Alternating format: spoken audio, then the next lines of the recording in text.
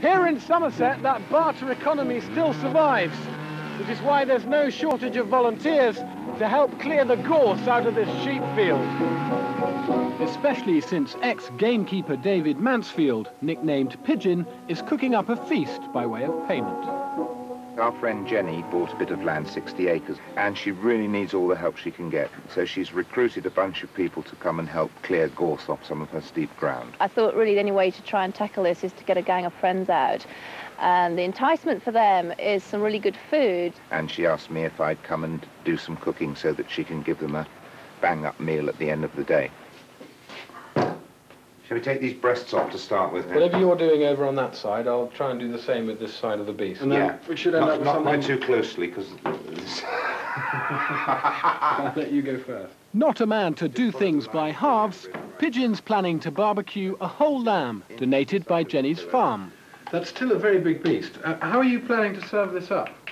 Well, basically I'm going to cut the back end into two separate legs, and then we're going to, by knife and saw, separate the saddle and all the rib chops into their individual cutlets, and they're going to be marinated.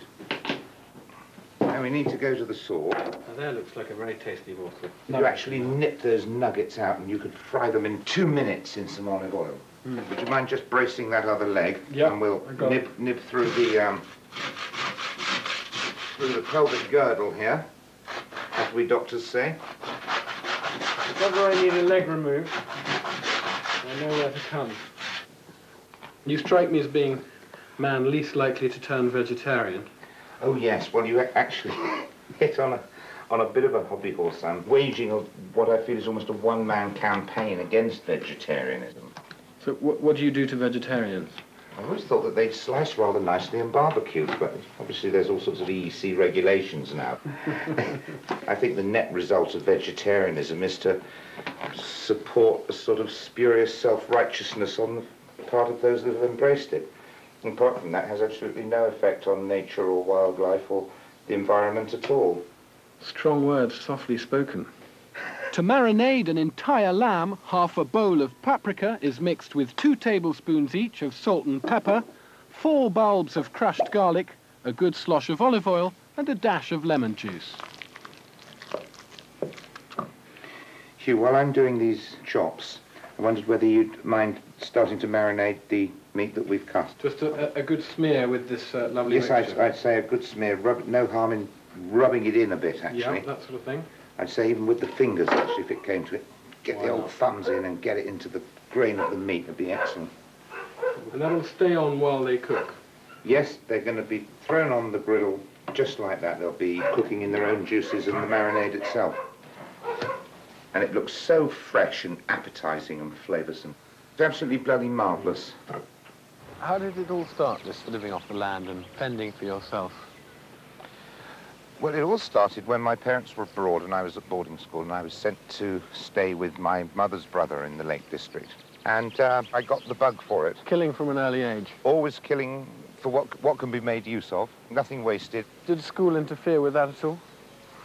Not at all, no. We were allowed to have our guns at school, 2 or 3 of us. Guns at school? Oh, yeah. And in fact, everybody wanted to sit on my table, because when they were having sausage and chips, we were having wonderful hare casserole.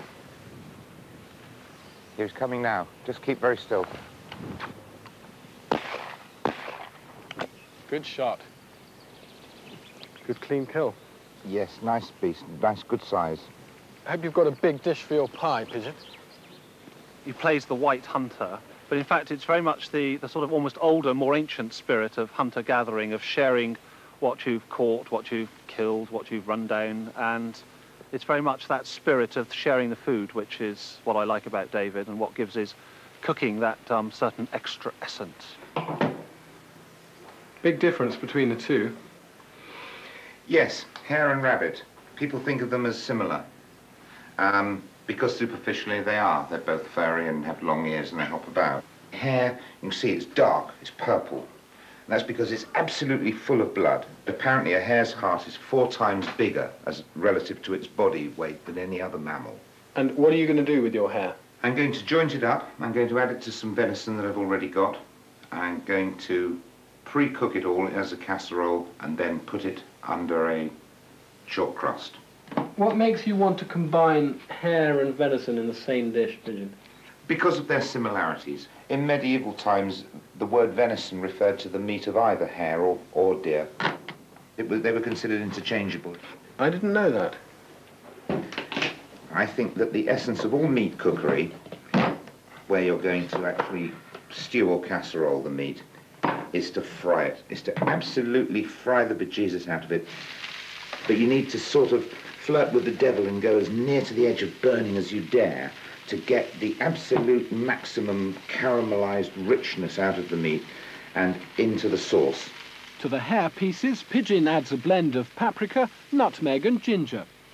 When the meat's devilishly browned, it's transferred with the juices to a casserole.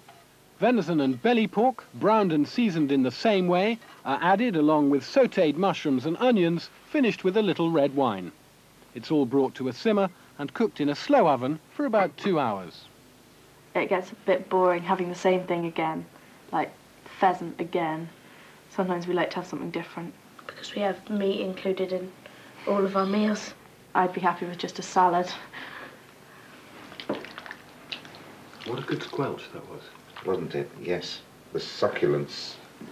The cooked hare pieces are removed, deboned and replaced, and the whole mixture's tipped into a pie tin lined with short crust pastry and sausage meat. It's always good when food sounds good as well as looks and smells good. Yes, I sounds agree. great.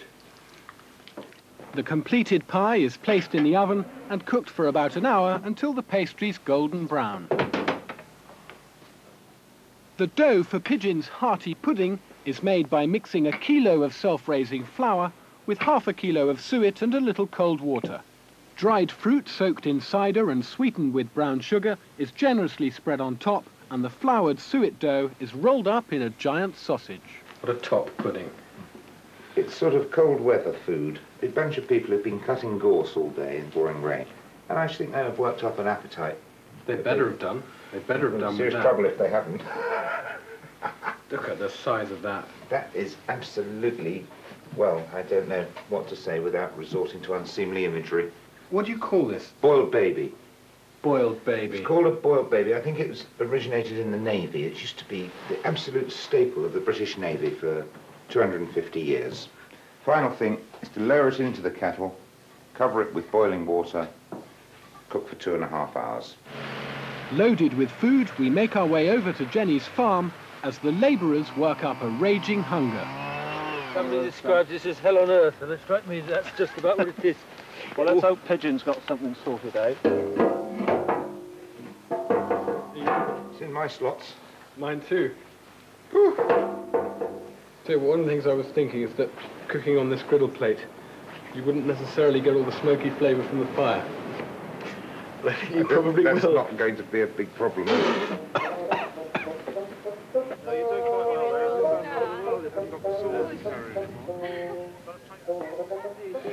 This is one you ran over earlier, is it, Pigeon?